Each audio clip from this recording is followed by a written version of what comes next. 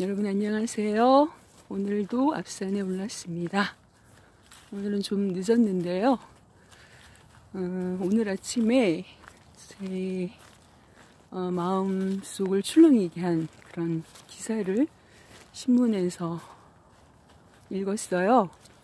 요즘 우한 폐렴으로 시국이 뒤숭숭한데 그런 소식들을 뒤로 제치게 만드는 그런 이야기가 신문 지면 한 면을 빼곡히 채우고 있어서 그 얘기를 여러분과 나누고 싶어서 이 시간 지나면 또 그냥 그 출렁임이 사그라질 것 같아서 카메라를 켰습니다.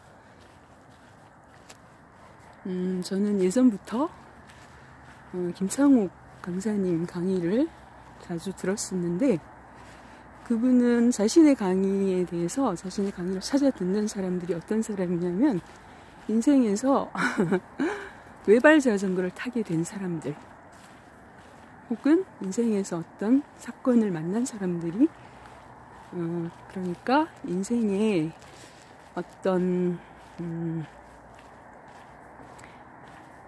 뚜렷한 이야깃거리로 남을 만한 그런 사건들을 만난 사람들이 자신의 강의를 찾아서 듣는다는 얘기를 했습니다.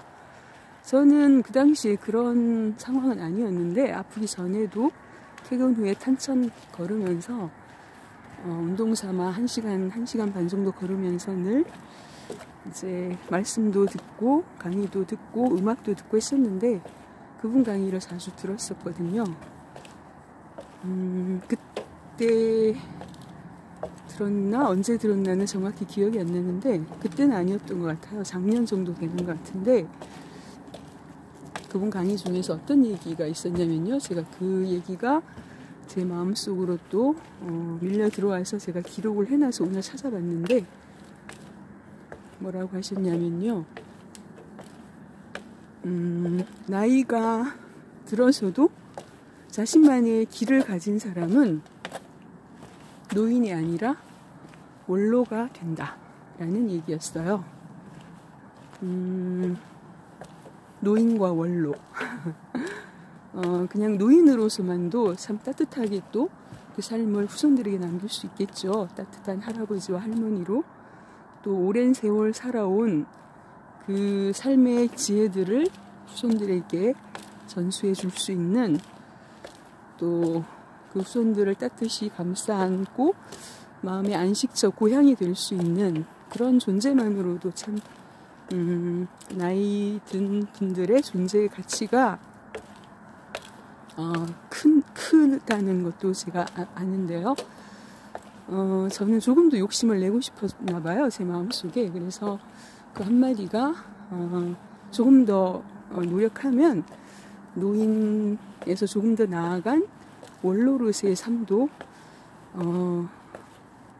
그냥 흉내로라도 내볼 수 있지 않을까, 따라가 볼 수 있지 않을까라는 생각이 제 안에 있었나 봅니다. 그래서 그 얘기를 제가 남겼었는데 바로 그런 길의 표본을 롤모델로 살고 계신 그런 분의 기사였습니다.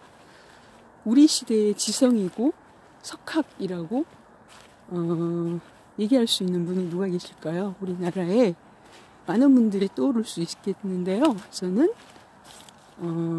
이어령 교수님이 떠오릅니다.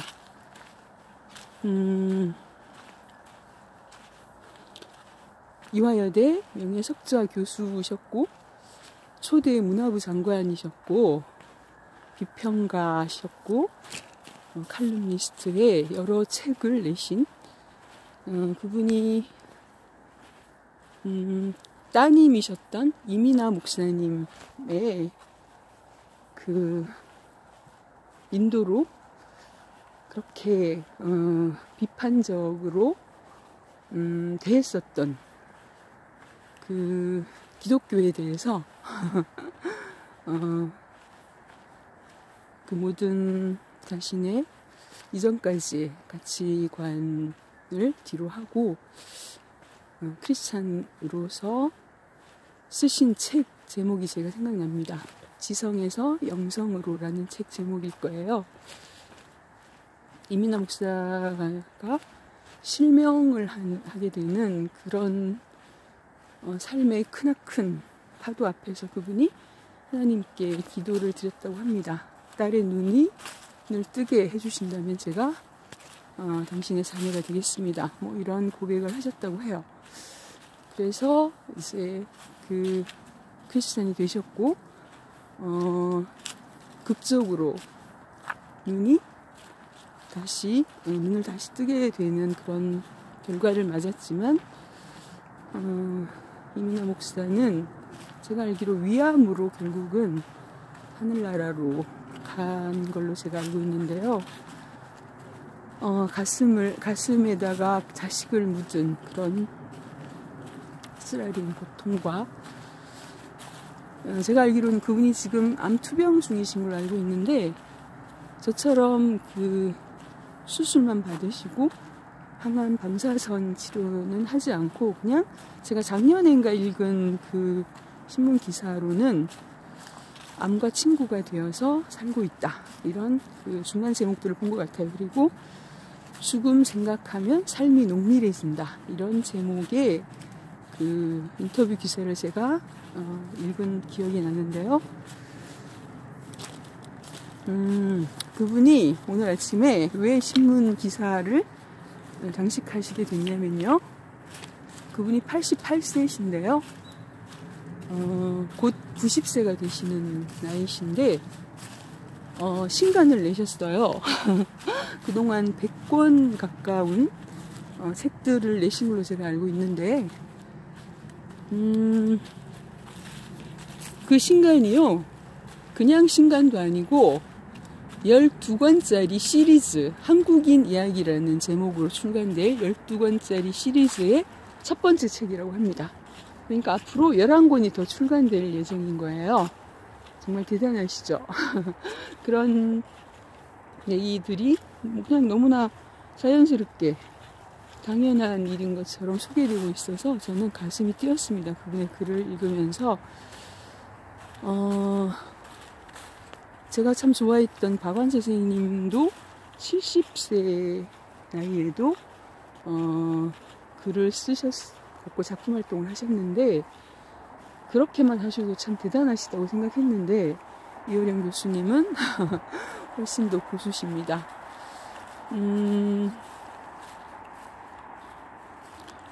이미 원고는 다 준비되어 있다고 합니다. 그래서 이 책을 쓰게 된 배경이 그 2009년 중앙일보에 50일간 매일 연재한 내용이라고 하는데요. 그 로마인 이야기는 재미있게 읽고 한국인 이야기는 이념 논쟁을 해야 하는 불행이 있었다. 소설보다 재미있고 역사보다 엄숙한 한국인의 이야기를 들려주겠다. 라는 취지를 가지고 연재를 시작했다고 합니다.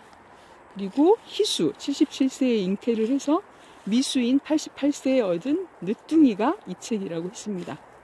그리고 그 몇 해 전에 암 수술을 받던 병원 침상에서도 이 시리즈를 고쳤었다고 합니다. 제가 이 얘기들을 다 외울 수 없어서 신문을 우려서 들고 왔는데요.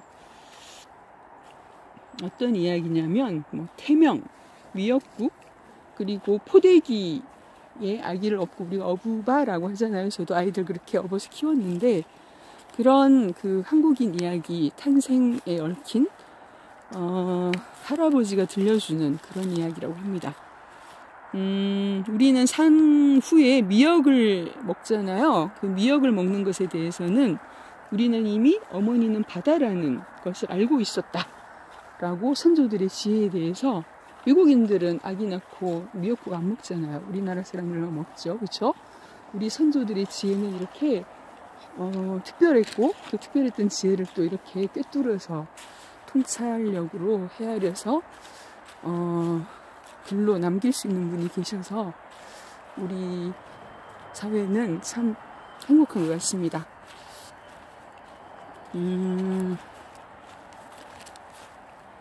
그 이민아 따님이셨던 이민아 목사도 제가 알기로 죽음 앞두고까지 책을 계속 썼었고, 그리고 강연을 계속 했던 걸로 알고 있습니다. 죽음을 두려워하지 않았다고 예전에 제가 읽었던 그 인터뷰 기사에서 아버지인 이어린 교수가 따님 얘기를 하셨거든요. 딸은 죽음을 두려워하지 않았고 그 죽음 너머에 있는 죽음을 초월하는 그런 비전을 가지고 있었다라는 얘기를 했습니다. 그리고 삶과 죽음이라는 것은 함께 있다는 것을 생각할 수 있고 그것을 알 수 있는 사람들은 암이라는 그런 삶의 그 혁명과도 같은 소식이 뉴스가 아니고 그냥 이미 있는 것 그런 걸로 받아들일 수 있다. 그냥 알고 있는 것이다. 라는 표현으로 그때 인터뷰를 했던 기억이 납니다. 그러면서 그때 또 제가 인상적으로 암 투병 중이라는 사실이 발표되는 그런 기사에서 그분이 메멘토 모리에 대한 얘기를 하셨어요. 죽음을 기억하라 라는 뜻이잖아요.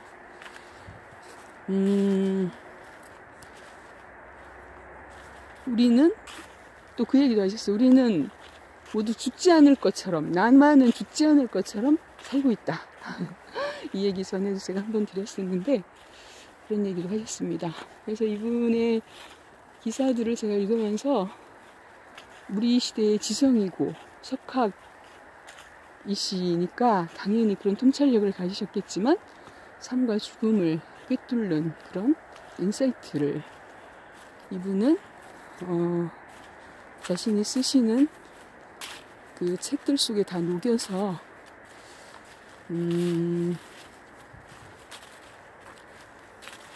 쓰셨을 거라는 생각이 듭니다. 그래서 88세, 90세를 앞두신 분께서 12권 시리즈의 첫 책을 이제 내셨다고 이렇게 당당히 또 담담히 발표하는 이런 인터뷰 기사를 보면서 저는 마음이 많이 출렁였어요. 저는 아직 그 청춘이잖아요. 그분의 나이에 비하면 정말 이 나이에 뭘 시작하고 뭘 해볼 수 있을까 이렇게 지레 그냥 자신의 삶을 내려놓고 그냥 어찌어찌 하루하루 편히 살다 가지 뭐 이렇게 생각하실 수도 있는데 그렇게 살면 최소한 그렇게 살면 안 되겠다라는 생각이 들었습니다. 이분은 이렇게 자신에게 닥친 여러 혁명들과 고난과 시련들을 굉장히 담담히 받아들이면서 그냥 인생이라는 것에 이미 다 포함되어 있는 것이다. 그런 것들은 영성과 치유에 관한 책들이 한결같이 하는 얘기들이 그런 거잖아요. 그것을 그냥 바라보라. 내 마음에 그것들을 대하는 내 마음의 어떤 여러 출렁임들을 그냥 그대로 바라보고 받아들이고 흘러가게 두라. 이런 얘기들 공통적으로 하는데요. 이분의 삶을 통해서도 그런 통찰력이 또 여러 사람들의 마음을 흔들어서 다시 한번 삶에 대해서 생각하게 하고 죽음에 대해서도 생각해 보게 하는 그런 길로 인도할 거라는 생각이 듭니다. 우리는 누구나 자신만의 고유한 삶을 살아가고 있지요. 저도 저만의 세상 유니크하고 고유한 삶을 어떤 사람과의 삶과도 닮지 않은 그런 제 삶을 살아가고 있는데요. 저는 이혜령 교수님을 통해서 노인에서 조금 더 나아간 이분 같은 경우는 조금이 아니고 아주 많이 훨씬 나아간 그런 원로로서의 삶을 사신 분으로서의 길을, 희망의 길을 보게 되는데요. 그래서 이분의 삶이 그런 길을 흉내라도 내보고 싶은 한 사람의 마음 안에서 하나만이 아니고 수많은 사람들의 마음을 또 흔들어 깨울 수 있을 거라고 저는 믿습니다. 제가 그랬던 것처럼요. 저한테 그러셨던 것처럼. 그래서 우리도 우리 각자의 그런 고유한 삶을 살면서 이분도 자신의 그 삶의 철학에 따라서 이렇게 많은 족적들을 남기게 되셨을 거예요. 그래서 이분의 삶을 이끌어간 여러 철학적인 사유들을 제가 다 헤아릴 수는 없겠지만 그것들이 이분의 삶을 이끌어 가셨을 겁니다. 우리가 잘 아는 말 있잖아요. 생각 없이 살면 사는 대로 생각하게 된다고. 그 얘기 다들 아시죠? 저도 그 얘기를 잘 알고 있어서 저도 오늘 그리고 어제 그저께 매일 거울 속에서 저 자신을 볼 때마다 만날 때마다 활짝 웃으면서 제가 제 삶에서 남기고 싶은 길에 대한 제 삶의 그 만트라, 제 인생 소망문을 외쳤습니다. 저번에도 한번 말씀드렸는데요. 나는 하나님의 자녀로서 모든 날의 기적을 감사로 누린다. 나는 그 가치로운 삶의 길이고 희망이다. 저는 이런 길을 남기고 싶습니다. 이효령 교수님이 노인이 아니고 정말 빛나는 그 원로로서의 길을 많은 사람들에게 남겨주셨던 것처럼 저 또한 저만이 낼 수 있는 길을 남기고 싶다는 생각을 이분의 기사를 읽으면서 다시 한번 생각하게 됐습니다. 여러분은 어떤 인생의 만트라를 외치고 살고 계신지요? 어떤 생각이 자신의 삶을 끌어가도록 하고 계신지 궁금합니다. 마지막에 이분이 인터뷰 마지막에 어떤 얘기를 남기셨냐면요. 산다는 게 뭔가? 내 이야기를 하나 보태고 가는 것 아닌가? 라는 얘기를 남기셨습니다. 저도 오늘도 제 삶에서 일어난 작은 출렁임에 대한 이야기를 오늘 하나 남기고 싶어서 카메라를 켰습니다.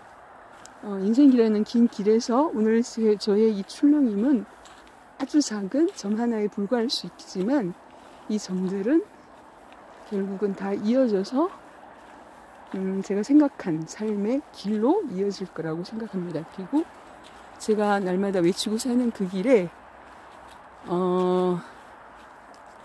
발자취로 남을 거라고 생각합니다. 정말 조금도 욕심을 부린다면 제가 외치는 그 길에 그 가치로운 삶의 길이고 희망이 될 수 있기를, 제 삶이 그런 삶이 될 수 있기를 또 소망을 해봅니다. 여러분은 오늘 어떤 이야기를 쓰셨나요? 어떤 이야기로 오늘 하루를 맞았고 마무리하려고 하시나요? 여러분 각자가 써가실 그 삶의 이야기들이 궁금합니다. 오늘은 여기까지 하겠습니다. 함께 해주셔서 감사합니다. 지금 저녁 때 좀 늦어서 빨리 후다닥 뛰어 올라가서 내려가야 될 것 같아요. 함께 해주셔서 감사합니다.